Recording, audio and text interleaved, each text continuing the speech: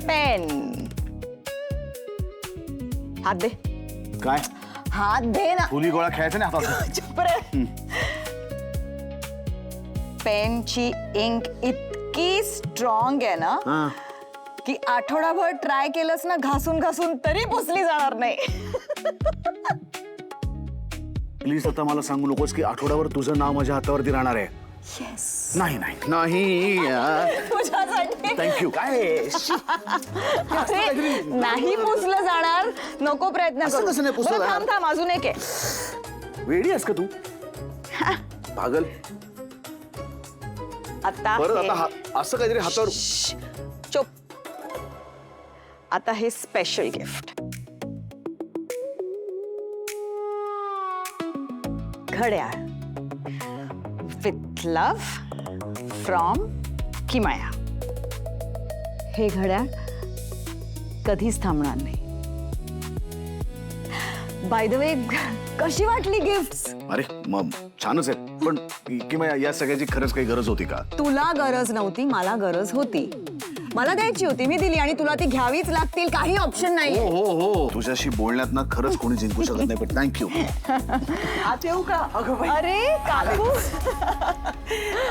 जुन्या आठवणी काढताय वाटतं. खरंच खूप छान वाटलं मला तुम्हाला इथे एकत्र बघून. मला सुद्धा खूप छान वाटतं इथे येऊन. तुम्हाला आठवतंय का याच रूम मध्ये पूर्वी तासन तास गप्पा मारत बसायचं तुम्ही?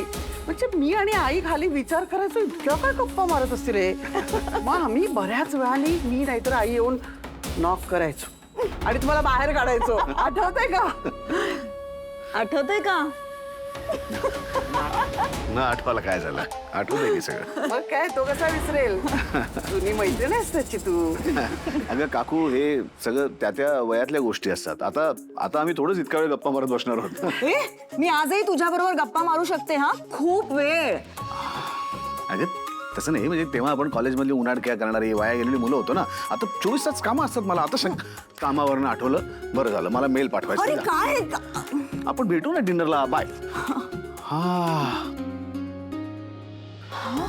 खमंग वास येतोय. हो रे, आणि त्या वासाने ना मला पण आता खूप भूक लागली आहे. स्वानंदी मॅडमनी नक्की काहीतरी भारी पदार्थ बनवायला घेतलेला आहे. चला मी जातो. अरे पण मेल करायचा ना तुला. काकू आधी पोटोबा, बाकी सगळं नंतर. चला चला चला चला. काय हा असा?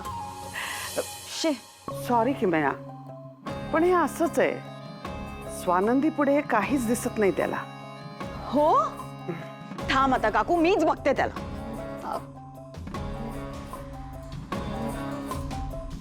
अरे वा, ही किमया तर समरला एकटं सोडायलाच तयार नाहीये.